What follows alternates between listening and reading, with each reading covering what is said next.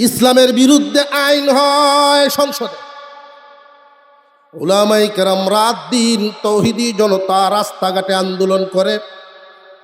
মুসলমানদের দেশে ইসলামের বিরুদ্ধে আইন হয়, প্রতিবাদ করে মুসলমান, আইনও পাশ করে, তারাও আবার মুসলমান। ঠিক না ঠিক? যারা ভিতরে থেকে আইন পাশ করলো ওরার নামও গিয়া দেখবেন মুসলমানের টাইটেল কয়েকটা বড়া।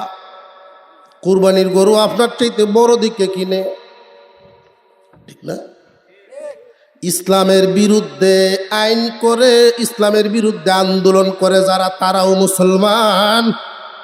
ইসলামের বিরুদ্ধে আইন করে যারা, তারাও তো মুসলমান। বিবেক থাকা দরকার, বুঝা দরকার কে কোন ধরনের মুসলমান। প্রশ্নের উত্তর কিন্তু প্রত্যেককেই দিতে হবে। বান্দারে, অন্তত আন্দোলন করছে যারা, রাস্তাঘাটে কষ্ট করেছে, ইসলামী আইন ব্যবস্থা রাষ্ট্রীয়ভাবে যেন এই দেশে ইসলাম পরাজিত থাকবে না। 95% মুসলমানের দেশে আমার ইসলাম যেন জয়ী হয়। জয়ী করতে পারুক আর না পারুক, বান্দা যখন চেষ্টায় লেগে যায় আল্লাহর সাহায্য নাজিল হয়। কবরে যখন প্রশ্ন করা হবে, ওমা দিনুকা, তোমার দিন কি? বান্দা যদি অন্তত নিজে দিনের উপরে চলে, দিন প্রতিষ্ঠার চেষ্টা করতে করতে মরে যায়, এই প্রশ্নটা আল্লাহর পক্ষ থেকে তারা সহজ করে উত্তরের ব্যবস্থা করে দেওয়া হয়। চেষ্টাই করে নাই, আল্লাহ সাহায্য পাবে। আমি যেই আয়াতে কারিমা তিলাওয়াত করেছি আপনাদের সামনে, আল্লাহর দ্বীনের জন্য কেউ যদি মাঠে নামে, আল্লাহর সাহায্য যে নাজিল হয়। আল্লাহ বলেন, হে নবী আপনি বলেন, কুলিল্লাহুম্মা মালিকাল মুলক, হে নবী আপনি বলুন, তামাম পৃথিবী সমস্ত রাজত্বের মালিক আল্লাহ। সমস্ত রাজত্বের মালিককে, আরো জোরে কর, আরো জোরে কর। সমস্ত রাজত্বের মালিক আল্লাহ। আল্লাহ যাকে চান তাকে দেন, আল্লাহ যখন চান তাকে নামায়া দিবেন। এই ক্ষমতা আল্লাহর আছে না নাই? এখন প্রশ্ন হতে পারে, হুজুর আল্লাহ যেহেতু চান, তাহলে ফাসেক বেঈমানদের, মুনাফিকদেরকে কেন ক্ষমতায় বসান? আল্লাহর মুলকিয়তের মধ্যে আল্লাহওয়ালাদেরকে দেন না কেন? এই প্রশ্ন জাগে। মুসলমান ভাইয়েরা আমার, জনগণের মতামতের ভিত্তিতে, জনগণের চাহিদার ভিত্তিতেই আল্লাহ শাসক দিবেন। জনগণে যদি চায়, তাদের চাওয়া চাহিদা অনুযায়ী আল্লাহ ব্যবস্থা করবেন। ওই যে আন্দোলন করছে কি পরিমাণ, ওইটা আল্লাহ দেখেন নি না? দেখেন না? এই এলাকায় যদি মানুষ পাগল পারা হয়ে যায় না, আমরা চাই আমাদের আল্লাহর জমিনে আল্লাহর দ্বীন কায়েমের একজন মানুষ চাই, তখন আল্লাহ এমন মানুষের ব্যবস্থা করবেন। মানুষের না চাইলে আল্লাহ জোর করে কারোর উপর চাপায়া দেন না। কথা বুঝে আসতেছে আপনাদের? 40 বছর বয়স হওয়ার আগ পর্যন্ত ব্যক্তি মুহাম্মাদের কোনো শত্রু কিন্তু ছিল না। সারা মক্কায় মুহাম্মাদের কোনো শত্রু নাই, বরং আবু জেহেল নিজেই মুহাম্মাদের ভক্ত। সেই দাঁড়ায় বলে, আমার বাতিজার মতো এত ভালো মানুষ আর নাই। আল আমিন উপাধি ওই মক্কাবাসীরাই উনাকে দিয়েছিলেন। উনার মতো মানুষ হয় না, যেই মানুষ মুখ ফুসকে স্লিপ কেটেও কোনোদিন জীবনে মিথ্যা বলে না। যার কাছে আমানত রাখা হলে যেই নোটগুলো দিয়া যায়, ওই নোটেই ফেরত পায়। আমানতের খেয়ানত হয় না।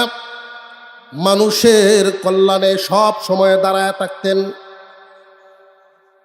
মুসলমান ইমানদার ভাইয়েরা আমার আপনার পয়গম্বরের বয়স যখন 40-এ পরিণত হলো, নবুয়ত প্রাপ্ত হলেন, যেই দিন থেকে কালিমার দাওয়াত দিলেন, লা ইলাহা ইল্লাল্লাহ। এর মানে কি? লা ইলাহা, নাই কোনো বিধানদাতা। মানুষের জীবনে যে চলবে, তুমি তোমার মতে চলবা না, আল্লাহর বিধানের উপরে চলবা। ইসলাম কমপ্লিট এক বিধান ব্যবস্থা। মানুষের জীবনের এমন কোনো দিক নাই যেই দিকের বিধান নাই। বিয়ে শাদীর নিয়ম নীতি ইসলামের ভিতরে আছে না নাই? এমন কোনো সেক্টর নাই যেই সেক্টরে ইসলামের বিধান নাই। সুতরাং তুমি তোমার জিন্দিগির মন চাহি জীবনযাপন বাদ দিয়া আল্লাহর বিধান গ্রহণ করো, তাহলে প্রশ্নের উত্তর দিতে পারবা কবরে। জিজ্ঞাসা যখন করা হবে মার রব্বুকা, তোমার রবকে, উত্তর দিতে পারবে তারা প্রশিক্ষণ করেছে যারা। এই দুনিয়ার জমিনটা হলো প্রশিক্ষণ কেন্দ্র, পরীক্ষার হল। এই পরীক্ষার হলে যারা পরীক্ষা দিবে, ফাইনাল পরীক্ষা, কবরে প্রশ্ন করা হবে 3টা। কয়টা? আর হুজুর এখন এই 3 প্রশ্ন। প্রথমটাই মার রব্বুকা, তোমার রবকে। আমি আপনাকে আল্লাহ পাক মার গর্ভে রেখেছিলেন 3 হালতে। মার পাকস্থ বাচ্চাদানির ভিতরে প্রত্যেকটা শিশু যখন জন্মগ্রহণ করে, শুরুতে যখন 4 মাস হয়ে যায়, বডি গঠন হয়, লম্বা আকৃতি থাকে, সোজা। যখন বাচ্চাটা আস্তে আস্তে বড় হইতে থাকে, মার ওই বাচ্চাদানির ভিতরে আস্তে আস্তে বাঁকা হইতে থাকে। এই বাচ্চা যখন দুনিয়ার জমিনে ভূমিষ্ঠ হবে, এর আগে বাচ্চার মাথা থাকে উপরে, পা থাকে নিচে। ভূমিষ্ঠ হওয়ার সময় যখন ব্যথা শুরু হয়, তখন বাচ্চাটা ঘুরান দিয়া মাথা চলে আসে নিচে, পা যায় উপরে।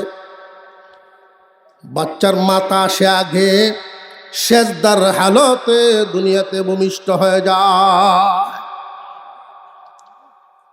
প্রশ্ন করতে পারেন, কোনো বাচ্চা তো উল্টাও তাকে, পা আগে আসে। আল্লাহ পাক রব্বুল আলামিন বুঝায় দিলেন দুনিয়াবাসী,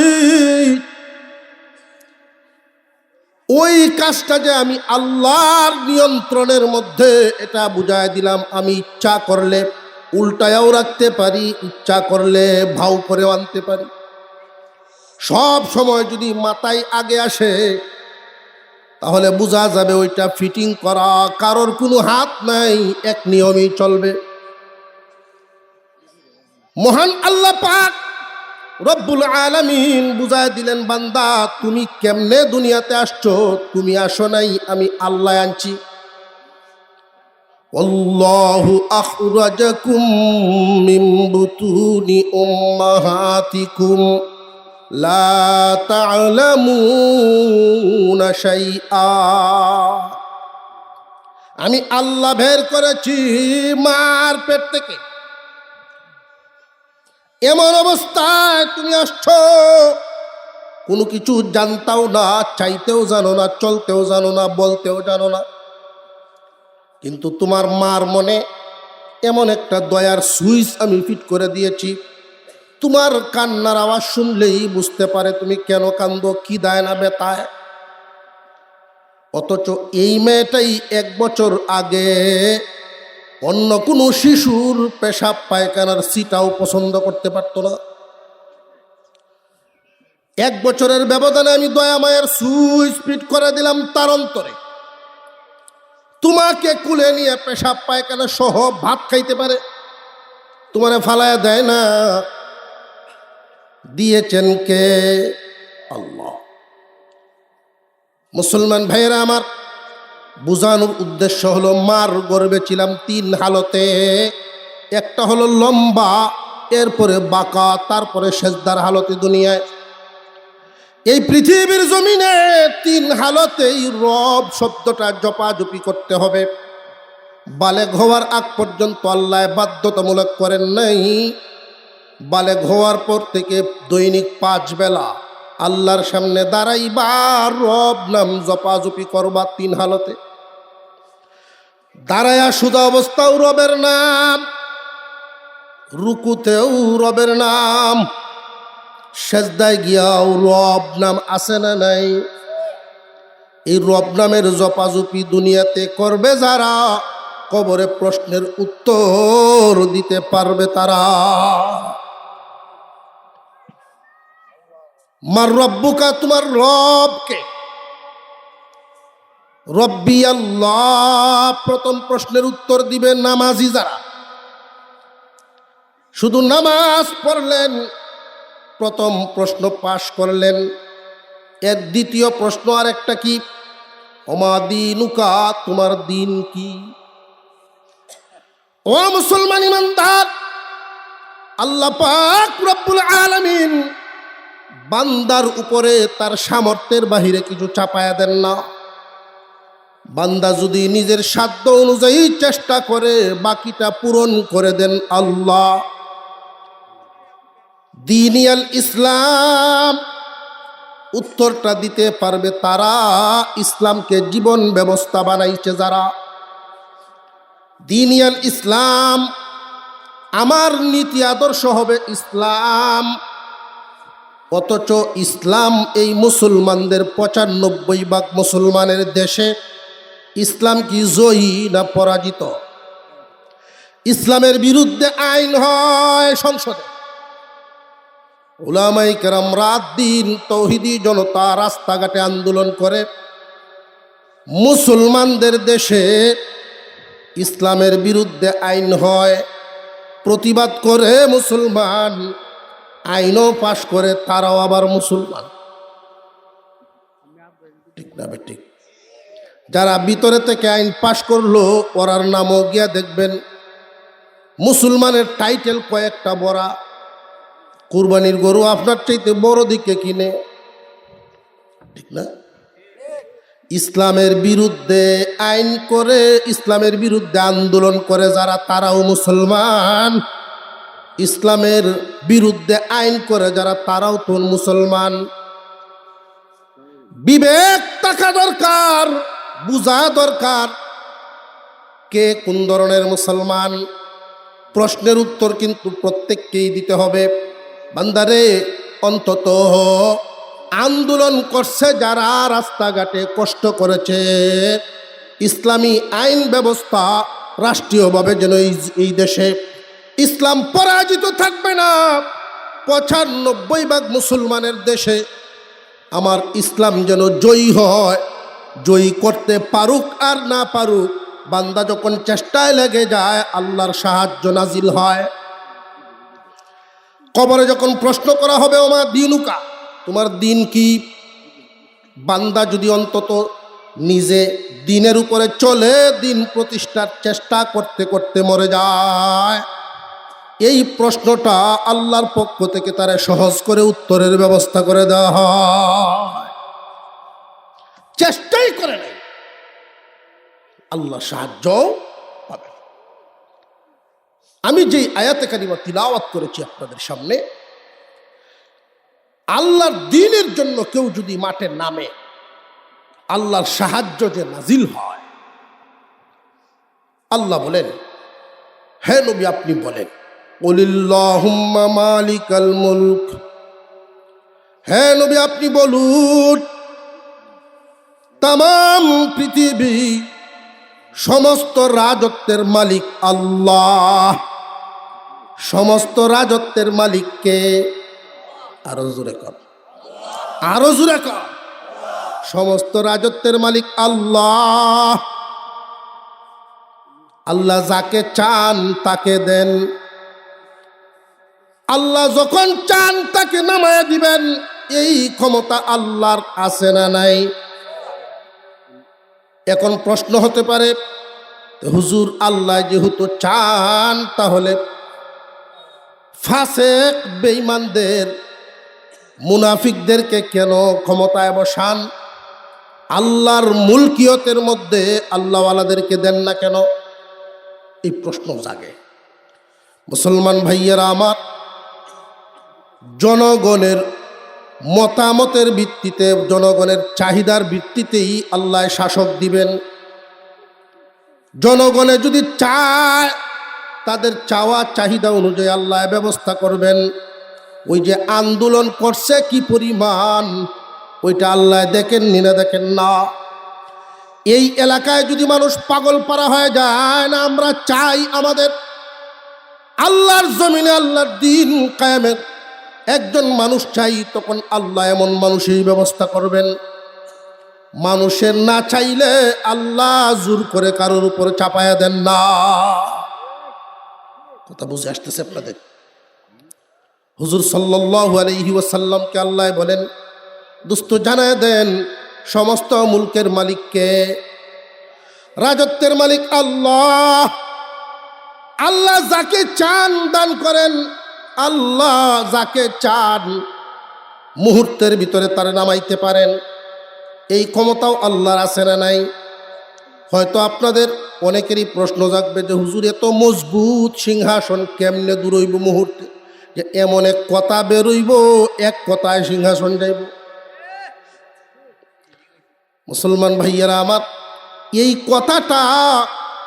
এই কথাটা বোঝানোর জন্য মানুষ যেন সহজে বুঝতে পারে আল্লাহ যে পারেন, আল্লাহর যে ক্ষমতা, এটা বুঝার জন্য পরের আয়াত আরো সহজ করে দিলেন। তুলিজুল লাইলা ফিন নাহারি ওয়া তুলিজুন নাহারা ফিল লাইল। রাতের ভিতরে দিনকে ঢুকায় দেন আল্লাহ, আবার দিনের ভিতরে রাতকে ঢুকায় দেন আল্লাহ। কখনো দিন লম্বা হয়, কখনো দিন ছোট হয়, ঠিক না বেটি? এই দিন যায় কই? রাতের ভিতরে ঢুকে। কখনো দিন দেখবেন হয়ে গেছে 16 ঘন্টা, কখনো রাত হয়ে যায় 15 ঘন্টা। রাতের ভিতরে দিন ঢুকে, দিনের ভিতরে রাত ঢুকে। রাত লম্বা হয়, কখনো দিন লম্বা হয়, কখনো রাত ছোট হয়। আরো সহজ করে দিলেন আল্লাহ, তুখরিজুল হাইয়া মিনাল মাইয়িতি ওয়া তুখরিজুল মাইয়িতা মিনাল হাইয়্যি। মুর্দার ভিতর থেকে জিন্দা বের করেন, আবার জিন্দার ভিতর থেকে মুর্দা বের করেন। ডিম জিন্দা না মুর্দা? ডিম তো একটা মুর্দা, কিন্তু এই মুর্দা ডিমের ভিতর থেকে আল্লাহ জিন্দা বাচ্চা বের করে। জিন্দা মুরগির বেরতকে আবার মুর্দা ডিম বাইর করে। মুফাসসিরিনে কেরাম আরেকটা ব্যাখ্যা করেছেন, পিতা কাফের, তার দিল মুর্দা। সন্তান আল্লাহ তার মধ্য থেকেই বের করেছেন, পয়গাম্বর বানায় দিয়েছে। আবার পয়গাম্বর, তার দিল জিন্দা, তার ঘর থেকে সন্তান বের করেছেন, কাফের হয়ে গেছে। সমস্ত ক্ষমতার মালিক কে? জবান খুলে আল্লাহর নাম উচ্চারণ করেন কে? আল্লাহ। তিনি পারেন কিনা? হুজুর সাল্লাল্লাহু আলাইহি ওয়াসাল্লাম এই আয়াত মদিনায় থাকাকালীন সময় নাজিল হয়, আর এমন এক মুহূর্তে নাজিল হয়। মদিনায় আদমশুমারি হলো সর্বপ্রথম।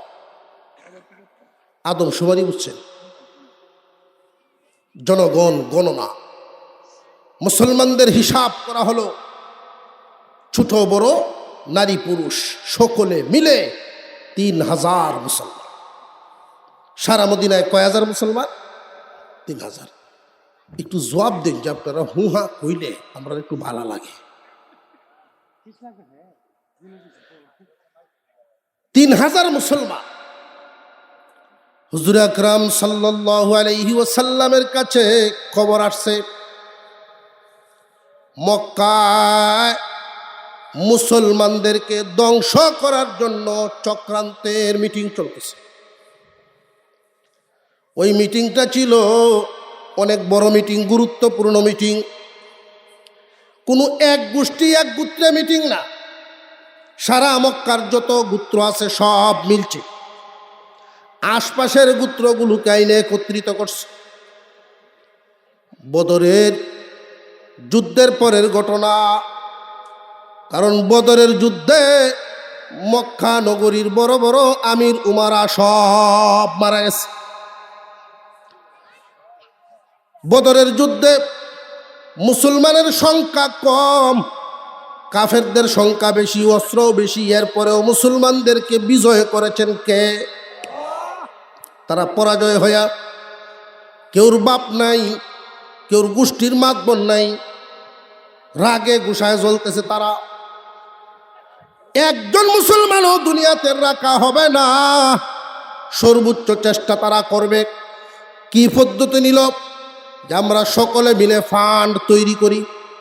বড় ফান্ড তৈরি করলো, একটা কাফেলা বানায় সিরিয়ায় পাঠানো হবে।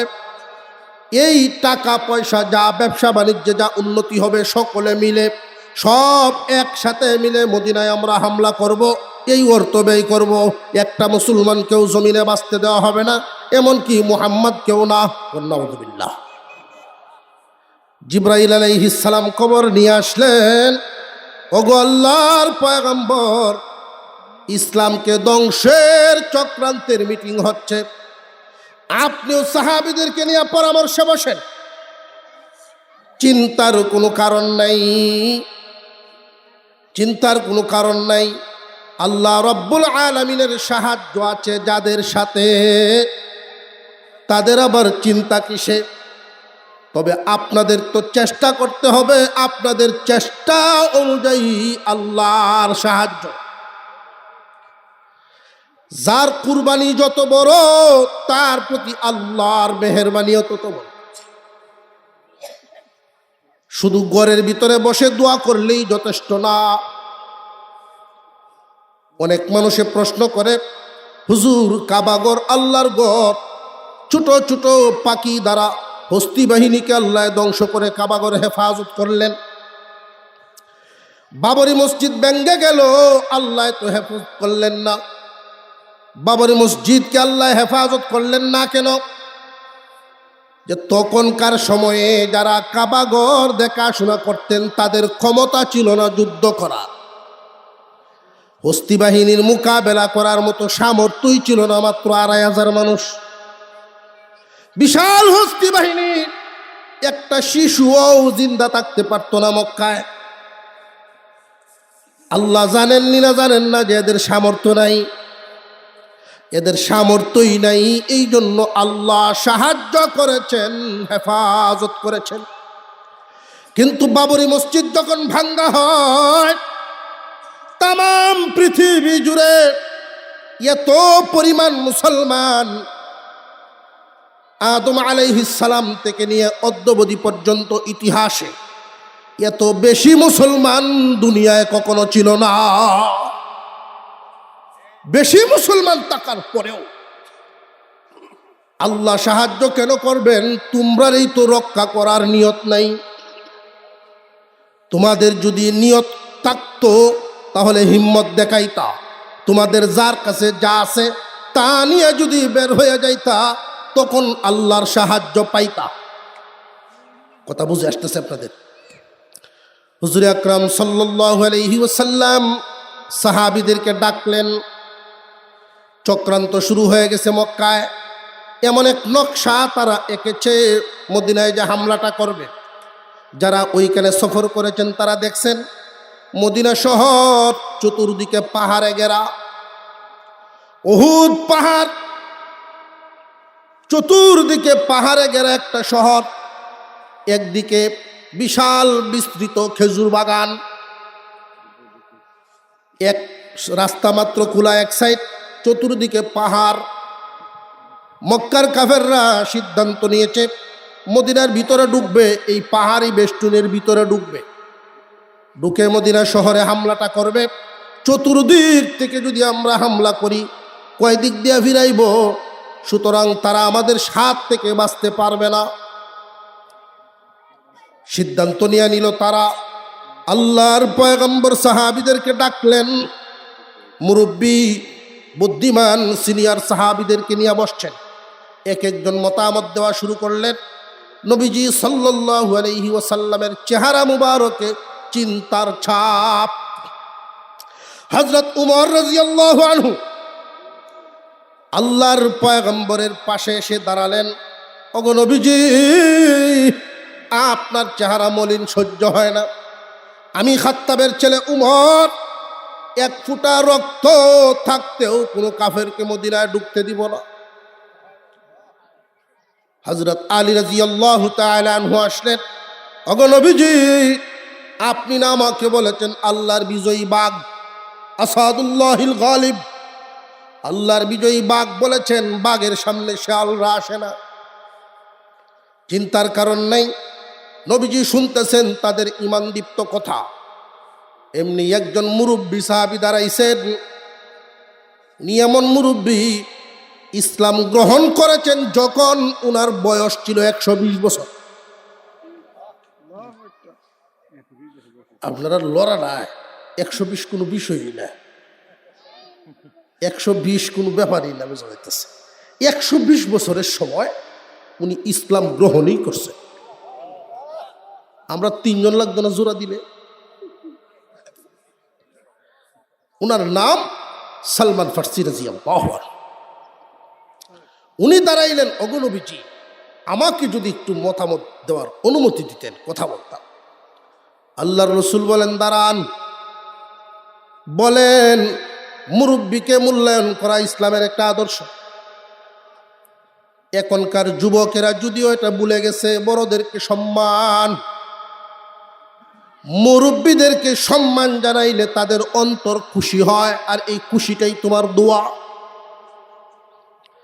সালমান ফার্সি রাদিয়াল্লাহু তাআলা আনহু উনি দাঁড়ালেন যে আমার ভাইয়েরা উমর, আবু বকর, আলী তারা মতামত দিচ্ছে, এক একজন এক এক রকম।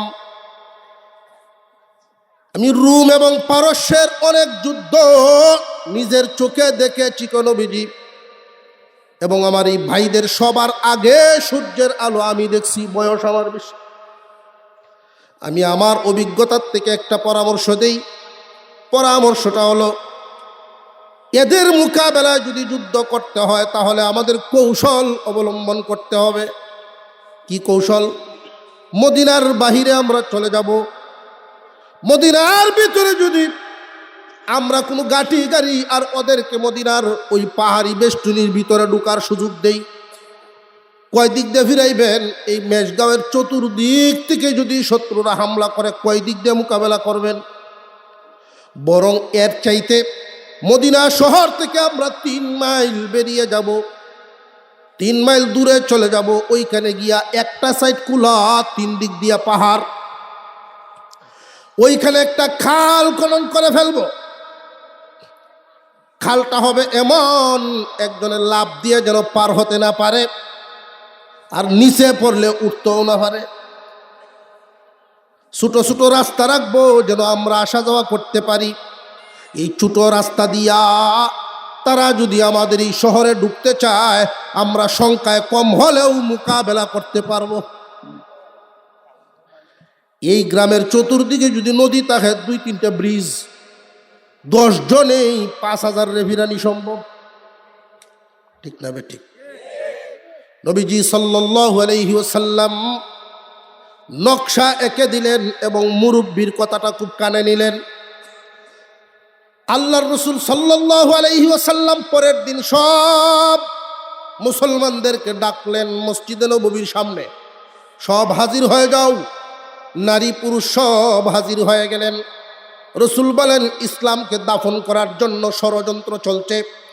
ইসলামকে দুনিয়ায় টিকায় রাখার জন্য কে কে প্রস্তুত আচরে মুসলমান?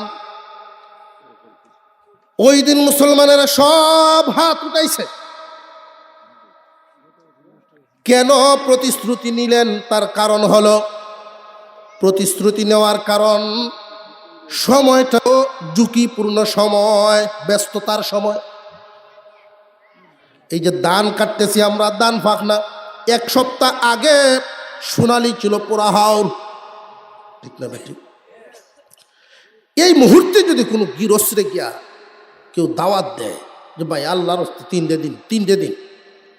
দিনের লাগিল হয় বা 40 দিনের লাগিল হয়, তো কি তা কইব যে আপনার বিবেক নাই, আপনার আন্তাজ আছে শুনল, আমার কে থাকতে রয়েছে আর এখন তবলিগে যাইতাম। ব্যস্ততার সময়ের গুরুত্ব আছে না নাই? মদিনার মানুষ সারা বছর একবারেই খেজুর নামায় গাছ থেকে, খেজুর পেকে আছে গাছে গাছে, খেজুর পাক না, সারা বছরের খুরাকের ব্যবস্থা হবে, প্যাকেটিং করে বিভিন্ন বাজারে বিভিন্ন শহরে পাঠাবে। মৌসুম শুরু হয়ে যাচ্ছে, আল্লাহর পয়গম্বর চিন্তায় পড়ে গেলেন এই মুহূর্তে যুদ্ধের ময়দানে মুসলমানরা যাবে কিনা। বেশিরভাগই নতুন মুসলমান, এই জন্য নবীজি প্রতিশ্রুতি নেওয়ার জন্য ডাক দিলেন, আশ্চর্য করে দিলেন, আল্লাহর পয়গম্বরকে খুশি করে দিলেন। মুসলমানেরা সব হাত উঠাইলেন যে আমরা জীবন থাকতে ইসলাম দাফন হইতে দিব না।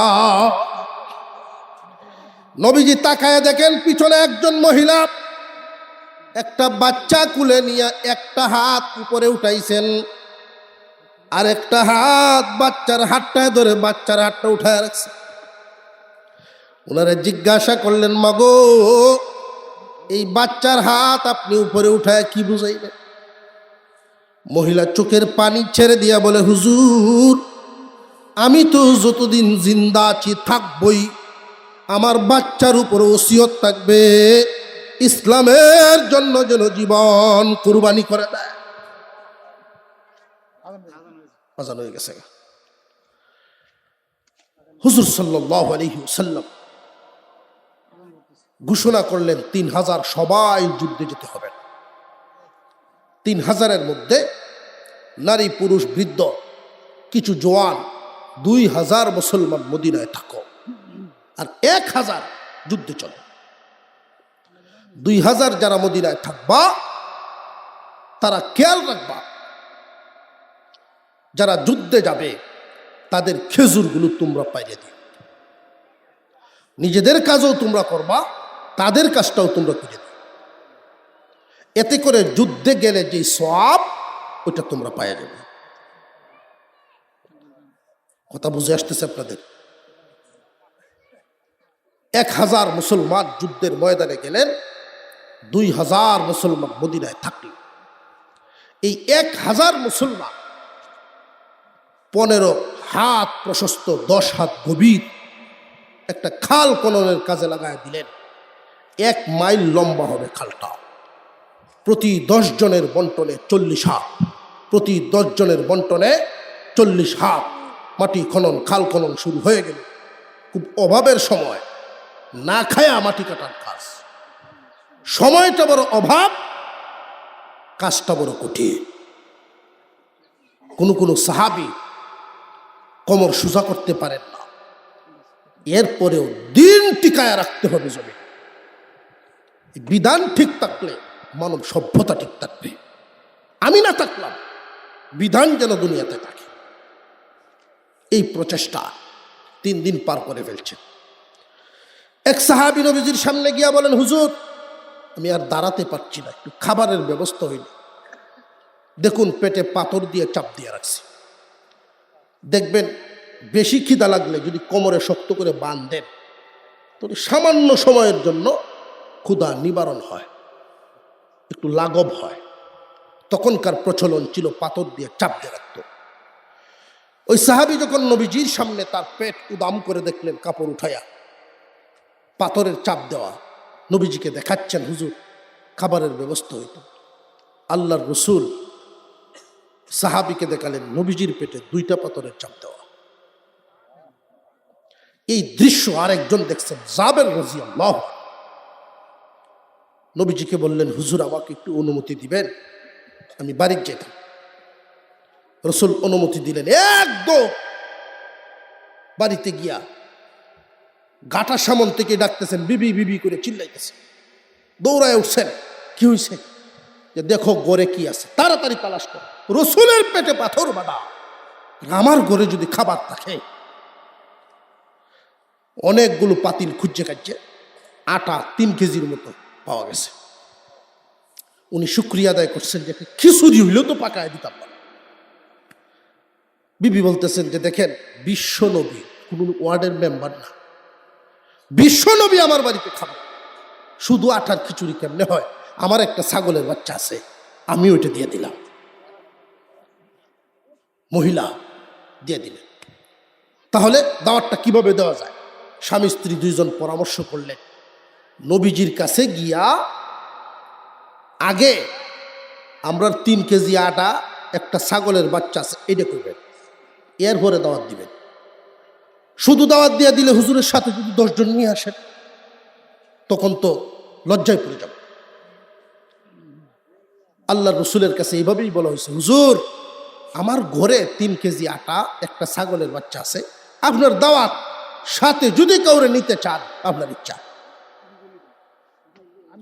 রসুল বলেন, তুমি যাও, বিবিকে নিয়ে খানা পাকাও, আমি আমার সাথে যে কয়জন আনবো আমি নিয়ে আসতেছি, তুমি যাও। ওনাকে পাঠাইয়া দিয়ে নবীজি একটা উঁচা পাথরের উপরে দাঁড়ালেন, দাঁড়িয়ে ঘোষণা দিলেন, তোমরা সব কাজ বন্ধ করো, আমরা সবাই জাবেরের বাড়িতে দাওয়াত খেতে যাব। সাহাবী কতজন মনে আছে? কতজন? 1000। 1000 সাহাবী নিয়ে আল্লাহর রসুল এই 3 কেজি আটা, একটা ছাগলের বাচ্চা, মেহমানদারি শুরু হলো। রসুল বলেন, ডাক না, সরায়ও না, 3টা করে রুটি দাও, এই পরিমাণ গুস্ত দাও। পেট ভরে সবাই খাইলেন। রসুল বলেন, তুমি খাও, আমারেও খাওয়াও, তোমার বিবিরেও খাইতে দাও। ডাক না, সরায়া দেখেন অর্ধেক রয়ে গেছে। আল্লাহ রসুলের মুজিজা। সাহায্য আসবে তখন ময়দানে, চেষ্টায় থাকবে বান্দারা যখন। আল্লাহ আমাদেরকে বুঝে আমলের তৌফিক দেন, আমরা বলি আমিন। আরো জোরে বলেন আমিন। আল্লাহর যে ক্ষমতা আছে, এই বিশ্বাস আমাদের আছে না নাই? রাতের ভিতরে রাত যে বড় ছুটু হয়, দিন যে বড় ছুটু হয়, এটা কারা? তো যদি মানুষেরা তো থাকতে উপায় আছি, গৃহস্থীর সময় দিন লম্বা হইলে সেটা নিয়ে যাতে কাম বেশি করা যায়। আল্লাহ আমাদেরকে বুঝে আমলের তৌফিক দেন, বলুন আমিন।